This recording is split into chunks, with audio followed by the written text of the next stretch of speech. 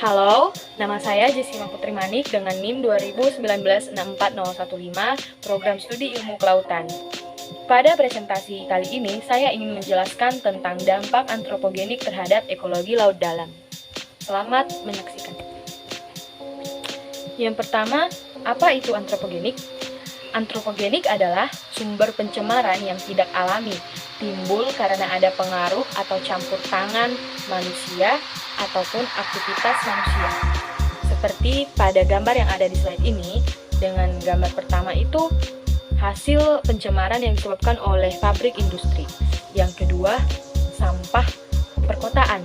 Yang ketiga, polusi yang disebabkan oleh transportasi. Yang keempat, sampah rumah tangga. Apakah penyebab pencemaran ini berbahaya? Ya, jelas berbahaya. Karena kita ketahui sendiri bahwa penyebab-penyebab pencemaran ini tidak baik untuk kesehatan manusia. Yang kedua, apa itu laut dalam? Laut dalam adalah lapisan terbawah dari lautan, berada di bawah lapisan termoklim, pada kedalaman lebih dari 1828 meter. Sangat sedikit atau bahkan tidak ada cahaya yang dapat masuk ke area ini. Sebagian besar organisme bergantung pada material organik yang jauh dari zona fotik. Kita perhatikan gambar yang ada di slide ini, mulai dari epipelagik, mesopelagik, batipelagik, abisopelagik, dan sampai seterusnya. Kita lihat tadi bahwa laut dalam itu dari 1828 meter ke bawah. Berarti kira-kira letaknya itu ada di 1000 ke 4000 itu melangkahi 3000, sehingga kemungkinan ada di daerah ini. Dan sudah jelas terlihat bahwa cahaya tidak dapat masuk ke area ini. Dan juga dari slide ini, zona fotik itu merupakan zona yang masih dihuni oleh organisme yang masih dapat menggunakan cahaya matahari. Sedangkan zona afotik itu adalah organisme yang bergantung pada organisme yang masih dapat melihat cahaya. Dampak aktivitas antropogenik terhadap laut dalam. Kita ketahui begitu besar dampak dari aktivitas manusia yang menyebabkan antropogenik terhadap bukan hanya laut dalam, bahkan di darat ataupun di udara itu semua berpengaruh. Tapi pada presentasi kali ini saya hanya akan menjelaskan tentang dampak yang terjadi pada laut dalam.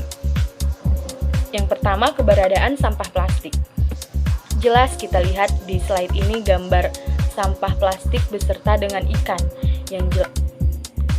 Sedangkan plastik itu dia tidak akan hancur, bahkan hancur pun kadang sampai 50 tahun ke atas.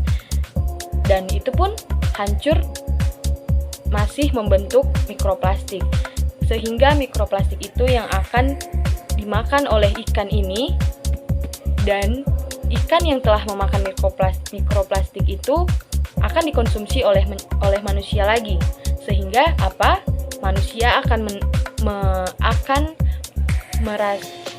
menyebabkan penyakit bagi tubuh manusia. Dan banyak juga kita lihat sekarang bahwa banyaknya ikan-ikan terjebak di dalam plastik. Yang kedua, aliran limbah pabrik atau domestik. Jelas kita lihat bahwa aliran limbah pabrik domestik ini sangatlah tidak layak untuk daerah perairan atau laut. Karena kita tahu zat-zat apa saja yang ada di aliran limbah pabrik itu pasti mengandung banyak zat kimia. Dan kita ketahui pasti yang limbah ini akan menyebabkan seperti kotor atau zat kimia itu menyebar di dalam laut sehingga berpengaruh terhadap organisme laut dan menyebabkan ikan-ikan di bawah laut itu mengkonsumsi aliran limbah ini, dan ikan tersebut pun akan sakit atau bahkan mati. Yang ketiga, pembuangan sampah rumah tangga. Ini adalah masalah yang belum benar-benar bisa diatasi pada zaman ini, karena kita ketahui sendiri bahkan rumah tangga kita sendiri pun kadang masih melakukan yang namanya pembuangan sampah. bahkan sudah disediakan pun tetap saja terjadi pembuangan sampah ke laut begitu. Jadi sedangkan pembuangan sampah rumah tangga itu lebih sering mengandung unsur yang sangat sulit untuk pecah atau untuk hancur begitu. Jadi itu sangat berpengaruh besar. Yang keempat, lalu lintas kapal atau perahu.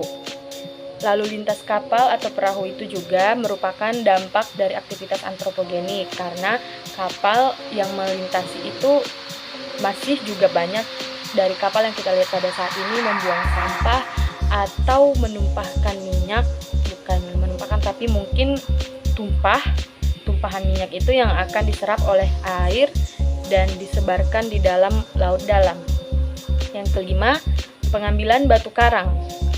Kita ketahui bahwa batu karang itu adalah batu yang begitu indah yang menjadi habitat dari organisme sebagian besar hewan laut.